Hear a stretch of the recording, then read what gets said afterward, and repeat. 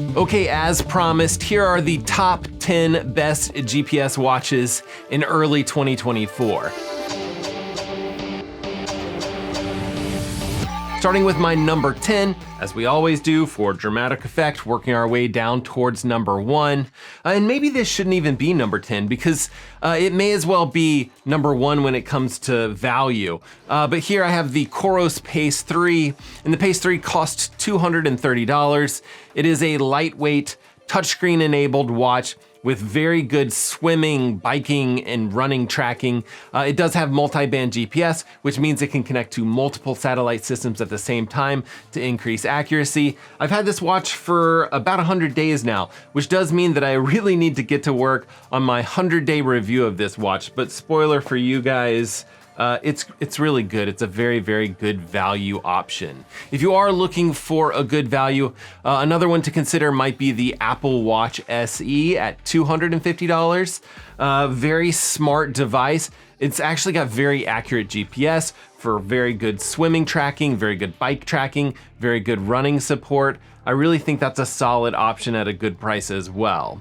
Now, maybe not quite as affordable, but I think still an amazing value GPS watch. I have the Garmin Forerunner 255 here at number 9, and I think that this is a really fantastic option. I love the morning report that comes on this watch with like sleep data, HRV status. HRV is your heart rate variability. It's a good indicator of how recovered you are. I'm not seeing a ton of deals currently on this watch flipping around online. I will try to find whatever best deals I can find for you guys and leave links to the best places that I can find for all of these watches in the description of this video. But I'm seeing it at about $350, which is its normal suggested retail price. And I've talked about this watch a ton on this channel. It does have a music option for $50 more, but I think that this 255 non-music edition is the way to go just for the sheer value. And this is another extremely accurate watch with features that I absolutely love at a very reasonable price. Highly recommended if you're in the market for a new GPS watch.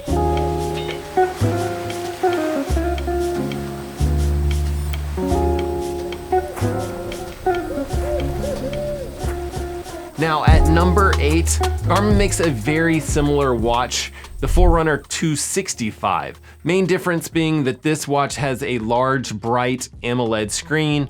It also has training readiness, a training readiness score, which is actually oddly missing from that 255. And then the price is slightly higher at $450. I actually just posted a full review of this watch. If you want to check out the full review, I'll link it up here somewhere. But my older brother is looking for a good triathlon watch, swimming, biking, and running, and this is the one that I recommended for him. Now at number 7, I have the Apple Watch Series 9 at $400. And I will say that this is a smarter smartwatch than some of the other watches on this list. You're probably familiar with this watch, but I want to make a point to all of the serious Garmin lovers that are out there. The Apple Watch GPS accuracy and the heart rate accuracy for that matter is just as good, maybe in some cases better than any of the other watches on this list. So at $400, it's really not a bad option for serious runners to consider.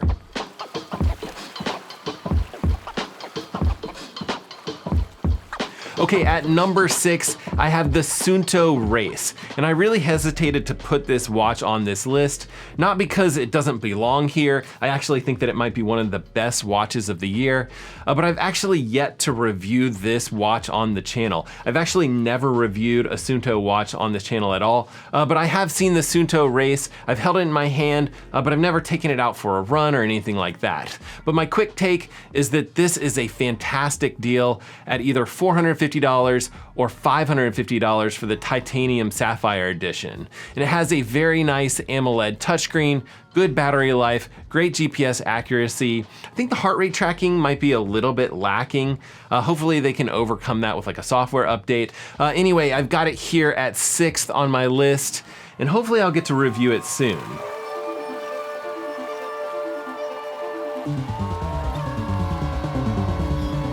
Now at number 5, I have the Garmin Forerunner 955. This was Garmin's top of the line triathlon watch, do everything. So similar to the Forerunner 255, but with mapping and golf and a slightly better battery. There's also a solar option on this device, but I'd probably opt for the non-solar edition. It's $500 or $600 for the solar edition. If you're looking for a workhorse watch with good battery life and you're okay with a MIPS style display, which as a reminder will do extremely well in outside direct sunlight conditions, then I think that this is a fantastic option at a good price. And very similarly to the 955 in almost every way, I have the Forerunner 965 at number 4 here. And I do think it is a better device. It does have a slightly larger AMOLED screen, a little titanium bezel that runs along the trim of the watch face. For some reason, I really feel like it's a nice looking watch overall. I don't know if it's just me and my preference for sports watches, but I really like the look of this one. Now it is mostly plastic and Gorilla Glass, so watches like this do tend to get scratches or beat up a little bit. So far mine's been holding up really well. I've probably had it for close to a year now, but it does really have everything that Garmin has to offer with this large, sharp AMOLED screen, built into a beautiful lightweight package.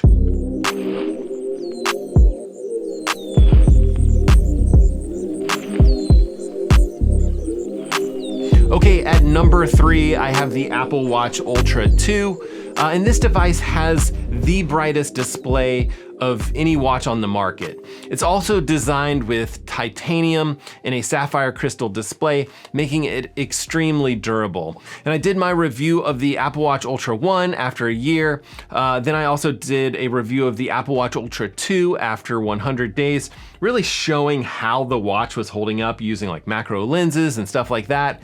And the watch is holding up extremely well, really better than any of the other watches that I've tested for that length of time. Again, it's an Apple Watch, so it is a smarter smartwatch, probably at the expense of battery life here. Although I will say that if you are coming from a previous Apple Watch, you might be one of those people that raves about the 2 to 3 day battery life that this watch gives you. But overall, I've found the GPS accuracy and the heart rate tracking to be excellent on this watch. So what could possibly be better than the Apple Watch Ultra 2? Well, I've got the Garmin Fenix Pro at number 2 here, and the Garmin Epix Pro at number 1. Kind of like a bit of a spoiled ending here, but these two watches are extremely similar. The Fenix has a bit more battery life, and the Epix has a brighter, sharper AMOLED display. I kind of prefer the brighter AMOLED display, but I'm also not doing week-long hiking trips or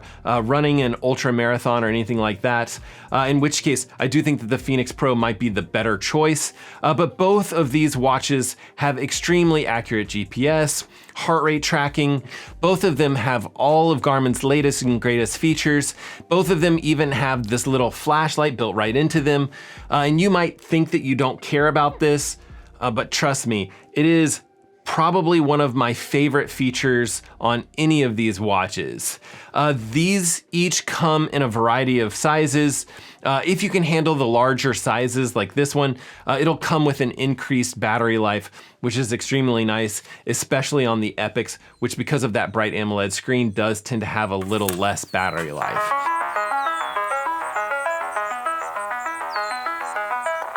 Now, if you need a bonus option, I've got you covered. If you can handle a bigger watch and you like the look of it, the Garmin Instinct 2X Solar is a fantastic watch. It doesn't have full-blown mapping, but it does have pretty much everything else that Garmin has to offer, and it's a watch that can go forever. Literally can go forever as far as battery life goes. If it gets enough sun, it doesn't need to charge. So for me in the dark, gloomy Pacific Northwest, I probably charge this device up about once a month.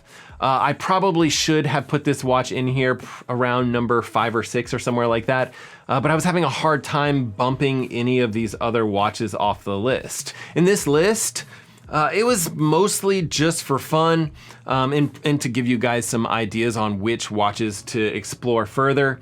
But don't take any of like the ranking stuff too seriously. There are a lot of Garmin watches on this list. So you might be saying like, hey, this list is super biased. Yeah, it's my top 10 list. So yeah, I think any list like this is gonna be inherently biased.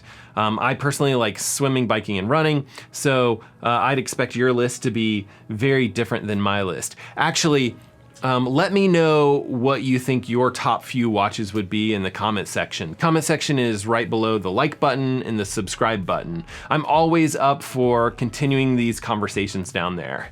But I think that each person's list is gonna be dependent largely on their own sensitivity to price, what their own personal needs are, like what events they might be doing, and what activities they're trying to accomplish with these devices. Some people are definitely gonna prefer the smarter smartwatches, like something like an Apple Watch, while others are gonna prefer the longer battery life or the more activity-focused devices like a Garmin or a Polar or a Coros. But right or wrong, watch or no watch, I really do hope that you're getting out there swimming, biking, running, rinsing, and repeating it all over again. And we will see you guys on the next one.